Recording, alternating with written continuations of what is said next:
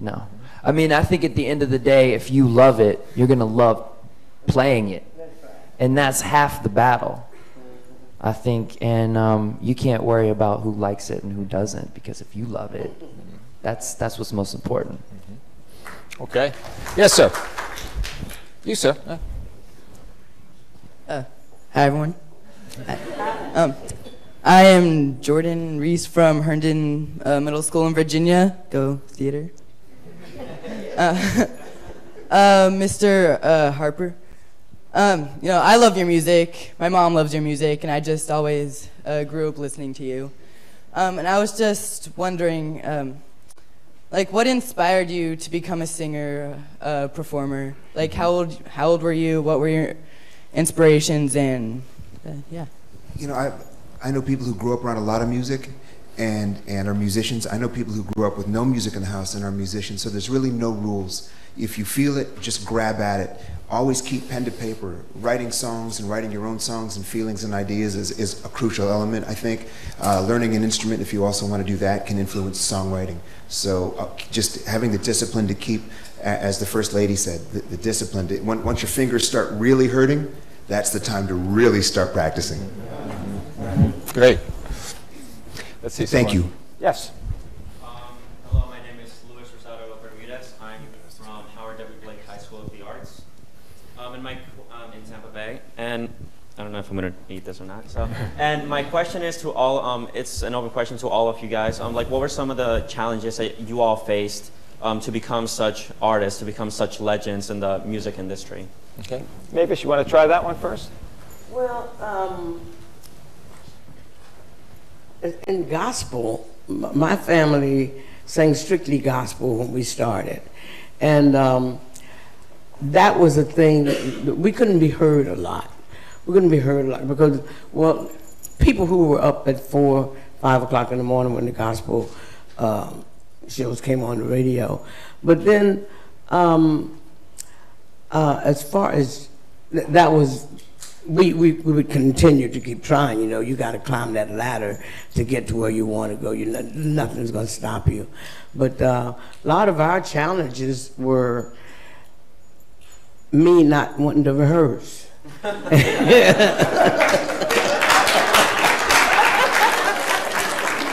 I didn't like to rehearse. And my father, you know, my father could tell me anything to make me see a better light. So he would tell me, he said, Mavis, listen, baby, your voice is your gift from God. You don't know, and I don't know music, I don't know what key I sing in. But he told me, he said, if you don't use it, he'll take it back. And from that time on, I was the first one in rehearsal. Yeah. That's kind of... Yes, sir.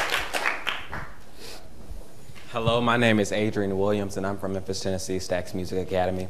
And I just wanted to know, besides just church, how is your environment, the people around you, the places you've been, how has that inspired your music? How has that grown you as a child to do music? Someone? Well, I firmly believe that, you know, ever since I wrote my first song when I was probably 12, I believe everything is a song. I believe they're all around us. Sometimes when you're sitting in a restaurant, you can just look around and see the people around you, and there's songs, there's stories everywhere. Everybody's got a story. And a lot of times, especially when you talk about soul music, it's not just the story, but it's the way, you know, it's like when you talk to your friend, it's like, well, you know, it's the way you said it, man.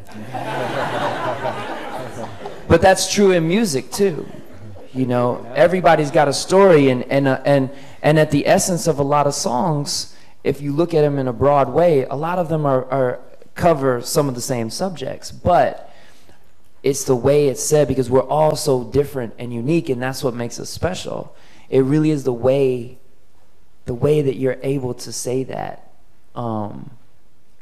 And so I don't know. I've traveled a lot from a very young age, and so you see all these things around you. But I will say, everything that I instinctively learned before that, you know, where you are right now, everything that I instinctively learned before that, it stays with you. Yeah.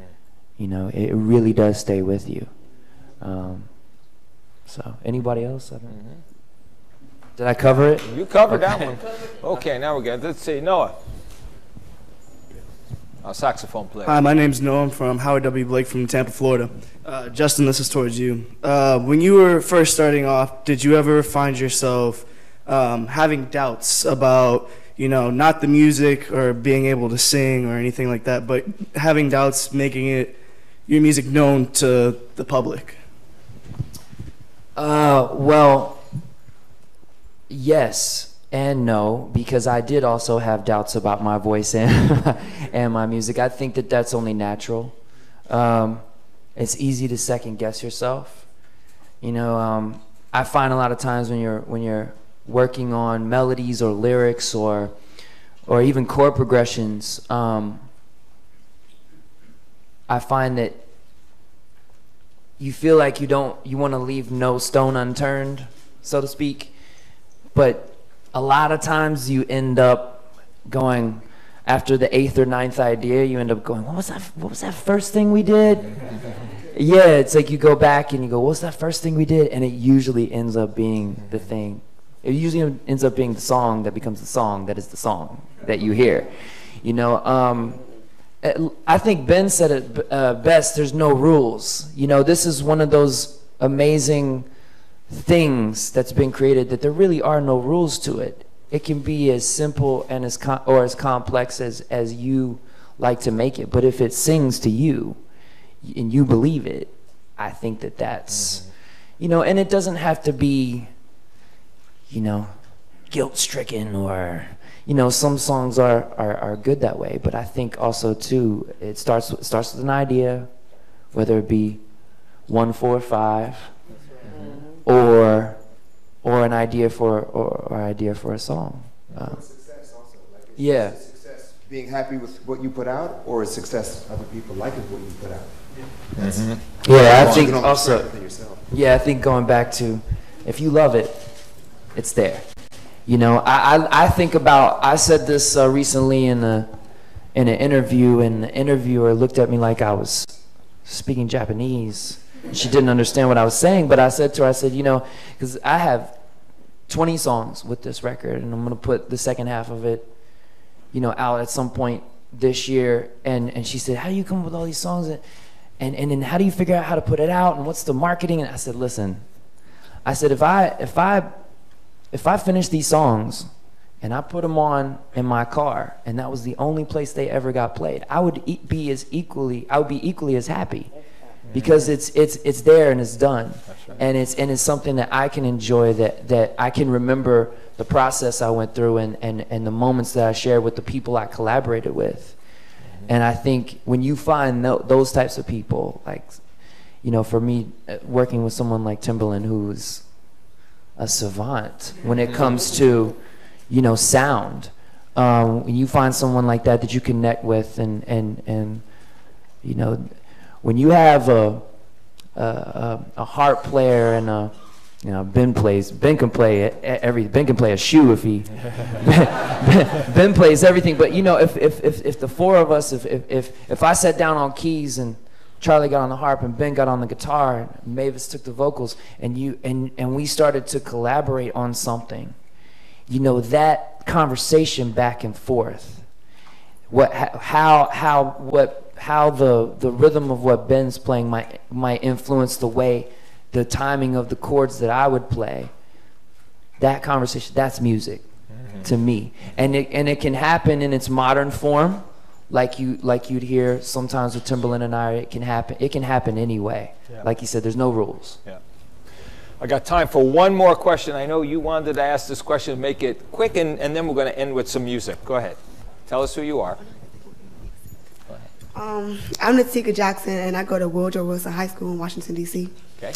Well, I know y'all already gonna do it, but I just want to know, can y'all perform for us like real quick? Perform? Yes. That was your question? Yes. All right. We got something coming up, a surprise for you in just a second. But before we do, I know there's one other question. Yes, I know how important this is. I saw you aching.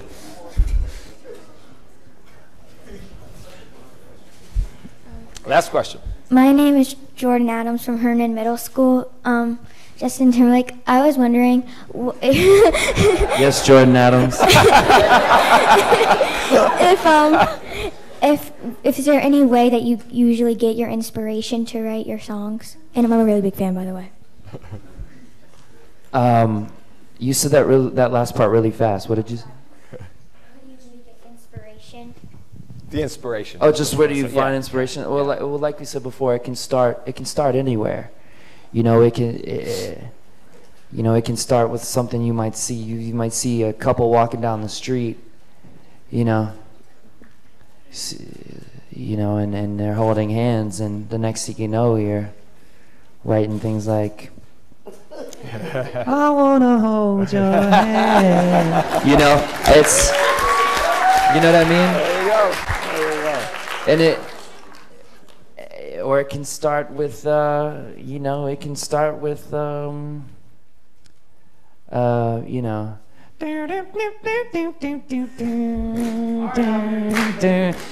mean, when you hear that, it's like that's as much a character of the song as the idea of love and happiness. Yeah. So it comes from all different types of places. I think for all of you here that are aspiring songwriters, which I think we're seeing that a lot of you are, I think you just have to constantly, keep your satellites open, and look around you and know that, like I said, everybody's got a story to tell. And I think if you can hone in on a simple idea of that story and you can find a way to communicate it from your voice, because that's what makes it unique, then you probably have yourself a pretty good song. Yeah.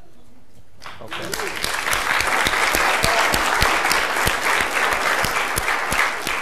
While Mavis is going to leave, you need to get to rehearsals. Yes, so I'm going to help you off here. Okay. And then, ready? Here we go. Yeah.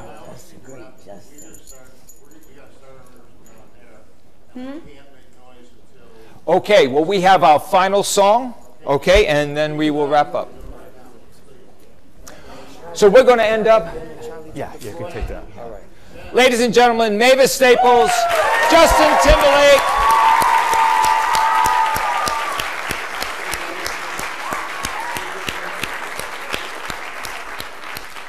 And we're going to end today with a song, Charlie Musselwhite and Ben Harper, from their brand new album, I believe.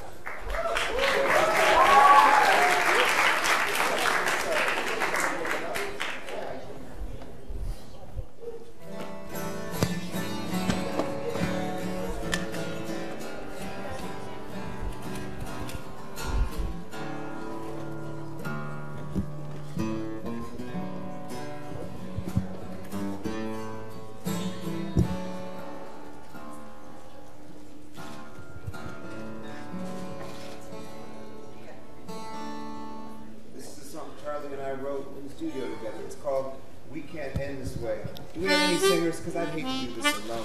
So anybody? The chorus is easy, just goes, we can't this way, we can't this way, we can't this way, we can't this way, we can't this way, we can't.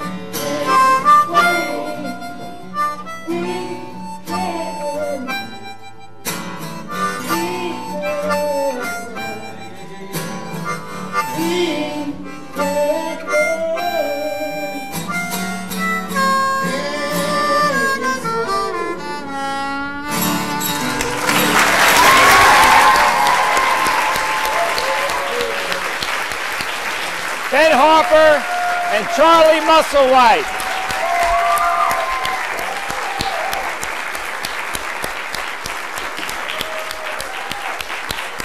Thank you. Thank you.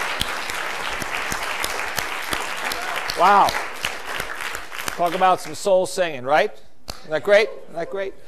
Well, we've come to the end of our program. I just want to say on behalf of the First Lady and the White House and all of the production people, and especially the artists, we're very happy that you're here today. We're very grateful that you're interested in American music, especially soul music.